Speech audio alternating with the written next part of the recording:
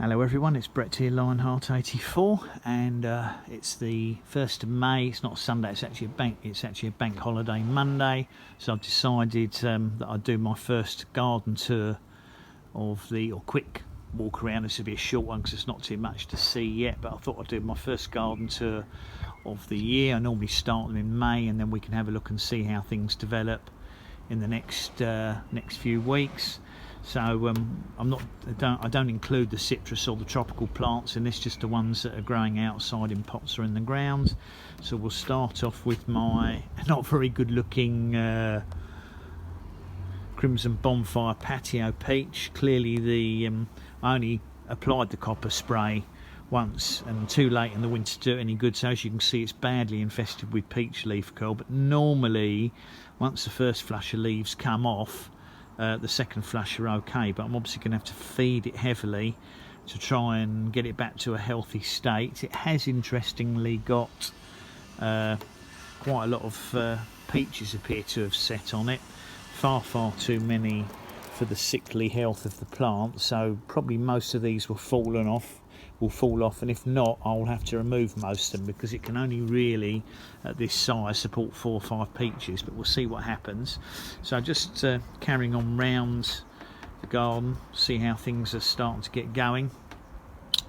This year we've seem to have touched wood, avoided the frosts with my kiwi berry for the first time in 3 or 4 years, and the plant is absolutely covered in flower buds. Unfortunately, although it was bought as an Issai, I found out after 2 or 3 years it's not an Issai, so the variety is not known and it's not a self-fertile one. So even when it has had flowers, it hasn't set any fruits because it's not self-fertile. Now I have got some other kiwi berries growing in the garden now, but unfortunately none of them are at a flowering size except for maybe my Issai, so there's nothing here for me to pollinate the plant with.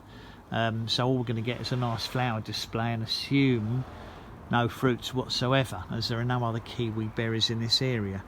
So if we carry on the walk around, this is my medlar tree. This is just in a pot. I've been having a move around the plants and I actually want to repot this because it's the pot's too small and I want to straighten it up in the pot. Not ideal to repot it just as it's about to flower, but provided I don't disturb the roots, which I shouldn't do because I'm not going to break the root ball up, I'll just pot it as a complete root ball as it is in the pot at the moment, and I'll just try and plant it so it's straight, so it shouldn't affect the flowering. And with a new pot hopefully we'll get a few fruits set on it. Next to that in ground is the first of my blueberries. This is the mid-season one rather than the early one, so this is one that tends to flower second. Can't remember which variety is which now. That might be Jersey. I'd have to look at the labels, but it's giving a lovely display at the moment and the bees are going mad for it. Next to it I've got my this pineapple guava is the variety Mammoth, which I gave a very light trim to. I didn't want to trim it back too much because I didn't want to spoil the flowering, and it's just starting to come out of its winter dormancy now. There's just a few growth buds starting to appear. They only really get going late in May, and then the flowers appear in about July here, so this should be in full growth within about 3 or 4 weeks time. I just trimmed the tops off where it was a bit tall, and that should encourage new growth to bush out here and hopefully get flowers on it. Behind that is the latest of my blueberries. Again, can't remember which variety that one is. I've got 3. I tried to pick an early season, a mid-season, a late season because I only had room for the 3, and the one in front is the one that I featured in a video recently that flowered first, and I think I can see the label on this one. Let's see, it is, let's see if we can have a look. That's Darrow. That's Darrow. I think one's might be called Chandler, which I think was the mid-season one, and I think the other one is called Jersey. So this one's got fruits forming on it, berries forming on it already. Behind it is my ornamental passion flower, which has died completely in the cold winter, killed it back to the ground. I doubt if it'll come back from the roots, but you never know. I forget temperate, it's amethyst, that variety. and it was actually another one that was misbought because it was originally bought as a maypop. And of course maypops die back to the ground each year, and of course once it started growing and flowered I knew it wasn't a maypop, so it's an amethyst. Somewhat frustrating because I thought I was getting a fruiting one and it's just a flowering one, and even worse it's died back to cold weather. But they do sometimes come back from suckers from the roots, so we'll wait and see what happens. Next to it is my unnamed pineapple guava. I was going to remove it, but I've decided to leave it because it is useful for cross-pollinating my other varieties, just in case they're not flowering at the same time. And in fact this one's coming out into budding out into growth quicker than the mammoth this year. There's lots of new growths coming on that, should flower heavily. Behind it is the first persimmon I got, which is just a seedling Asian one, and it flowers. In fact, I can see flower buds on it now, but unfortunately it's a male plant, which is the problem with buying seed grown persimmons. You don't know what you're getting, and I suppose I could try and graft onto it, but it's not really of interest to me at the moment. We'll wait and see what happens. This is an in-ground pomegranate that I've got here, unnamed variety, came from Burncoos Nurseries, just an ornamental one, but that doesn't mean that it couldn't set fruits. But it's only ever had I think 1 or 2 flowers on it, so I'm hoping as it's getting bigger maybe we'll see a few flowers this year. Behind that in the ground I've got one of the first pawpaws I've got. Now, bearing in mind this is sunflower, and if you bear in mind this has now been in the ground about 4 years, it's done absolutely nothing. It puts on about 2 or 3 inches growth a year, and they are agonisingly slow, these American pawpaws, to get going. So I've been a bit disappointed with that, but I suppose it's a bit overwhelmed by the pomegranate, if the truth be known. That's a campsis in the grounds, that's just ornamental. Butterfly bush at the back, which I've cut back hard. Here is my, which I've shown you, is my bottle brush. It died right back to the ground. I showed you in a video a couple of days ago, and it's now sending out new shoots, which is quite promising because I thought it had completely died. It's only for ornamental purposes, but it looks like it's going to recover quite well now, so it'll probably be up to a decent size by the end of the year. Next to it I've got my Triumph Feijoa, or pineapple guava, which I've cut back quite hard because it got really straggly and it was hanging all over the right down onto the lawn, and it's all leaning over to the right hand side. So actually the bottle brush dying back is not a disaster because it's given the pineapple guava time, space and light to bush out a bit more at the back. So you can see where I've cut it back, it's starting to send out new shoots, and I've cut all this back hard here, and I expect within the next 2 or 3 weeks all of this will start bushing out more. You can see it's starting to send out new shoots on this stem here, so hopefully this will bush out and we should still get a few flowers on this year, so I should get a few fruits. Next to it is my in-ground seedling unnamed variety American pawpaw. It's got some flower buds coming on it now, which is quite promising. I have had fruits on it, but not last year. It didn't produce any at all, although it had a couple the year before. It's just a case of making sure it gets hand pollinated. In fact, right at the back I can see some flowers that are virtually open, but I haven't got any flowers on my other 2 pawpaws that are open and able to pollinate it with. The downside I can see with pawpaws is unfortunately they tend to flower on the tips, which means as the plant gets bigger the flowers get away further and further from you. I haven't pruned it at all, I've just left it to grow, and we'll see how it does this year and whether or not I can pollinate any flowers or not. Carrying around to the other side, got this border's turned into a disaster because I've got a dead yuzu, a dead strawberry guava behind it, killed by the cold. I haven't taken them out yet just in case something happens. A virtually dead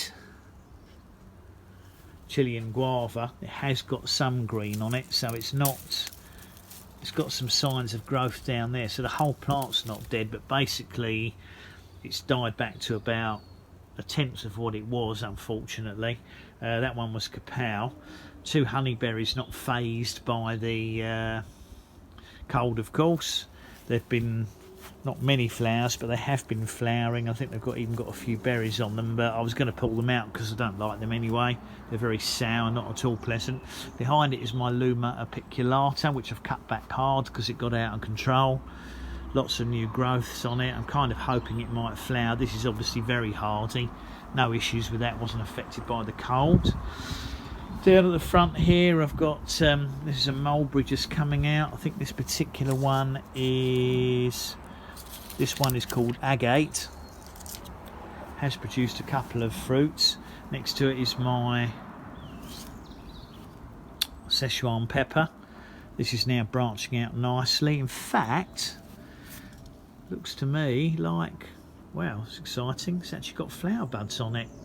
I'm sure those are flower buds coming out on a side shoot. It's never flowered before, obviously, because it's only had this single stem, so it'd be nice to see a couple of flowers on it. I didn't know that they would flower from this size. It's the only shoot I can see with flowers on at the moment, but any flowers are better than none. I'll be interested to see what they look like. Next to it, I've got a Coolness. I think that one's Coolness Kusa. They only tend to flower when they get quite substantial in size, so I don't know if I'll ever see flowers in this pot growing one. At the back, the mulberries are starting to come out. I've got can't remember which mulberries are. I think that one is the Illinois Everbearing, and the other one next to it is the pink one, which is a Moldovan pink. Behind it I've got my Asian pears. I'm not going to walk around the back because it's really muddy at the moment, but my Asian pears, I've got two at the back there of set fruit, which is quite promising. At the back, my two pawpaws is a Prima, and I can't remember what the other one is, but it's got flower buds on it. So with the two side by side, I should be able to cross-pollinate them.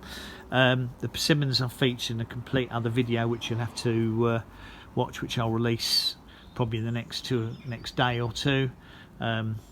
I've had a big move around of everything and moved to the figs to the front because I felt they were too dark at the back of the border behind the persimmons and weren't getting enough light.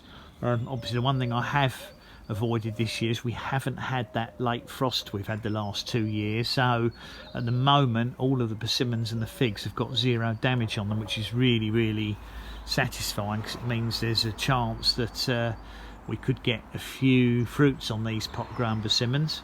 Two more of my pineapple guavas there, the ones that I repotted recently in videos and cut back fully. Loquat's not looking too bad. A little bit of tip dieback again this year. I don't know what's causing that on these, because I haven't fed them, and they certainly won't have had a lack of rain, I don't think, over the winter months. So I'm not quite sure why they're still getting a little bit of tip back on them. Dieback. Here's another pineapple guava. This one I don't need to repot. This one is Marion. Bit of a sickly looking donut peach next to it. Again, got problems with peach leaf curl. Behind it there's a mulberry, which I think is a Morris Nigra, if I remember rightly. This is a seedling persimmon rootstock, because the variety I had on it died, and this is a Lotus one, and I'm going to hopefully use that and my other rootstocks for grafting onto some stage or other. Second one of my loquats, that's looking fine. I wonder if this mulberry is actually going to fruit this year for me. I've got two more pineapple guavas behind, which should be okay in the pots for this year. On the wall there's that is an Issai, that one, and that's got a few flower buds on it. Another kiwi berry, and that's Actinidia Issai. Another one of my Asian pears here. I'm going to cut this back a bit because I'd like it to branch out lower now that it's flowered. I've decided I'm going to cut it back to probably about here, because I'd like these branches that are damaged to hopefully send out now new shoots. We'll see what happens. That's my apricot there in a pot, which I planted up recently. It was bought bare root this year. And I've got two more pretty sparse looking pineapple guavas here. One of them's a Mammoth and one's a Triumph, and I'm planning to repot those today and get them into much bigger pots and cut them back a bit to encourage them to branch out more, in the hope that we get some fruits on them. And very quickly, little short border here that's got this variegated rhododendron that never really does much. It's never taken to this garden.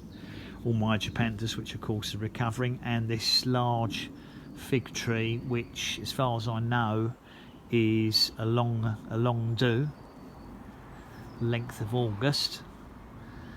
And that's about it really. Another mulberry here. This one is, see what this one is. This one is Carmen. Not sure what type of blue mulberry it is, but this year for the first time it's absolutely covered in embryo fruit, so we should get a decent display on that. And here's my Japanese raisin tree, also to feature in another video, so I won't cover this in any great detail. So all in all, you know, things are just starting to get growing now, but there's not too much to show because it's still early in the season, which is why my May quick walk around video is literally just a whiz around, and I'll feature the other plants in greater detail in their own videos anyway. But you can see what I've got crammed in there, and I've still got a few that need repotting, but we'll see how that goes. So thanks for watching that short video, much appreciate it. Please give me a thumbs up, subscribe to my channel, share the video if you think anyone might be interested in what I'm growing, and remember to click on the bell if you want to know when new videos come out, which will include updates on some of these plants. Catch up with you all soon. Brett out for now.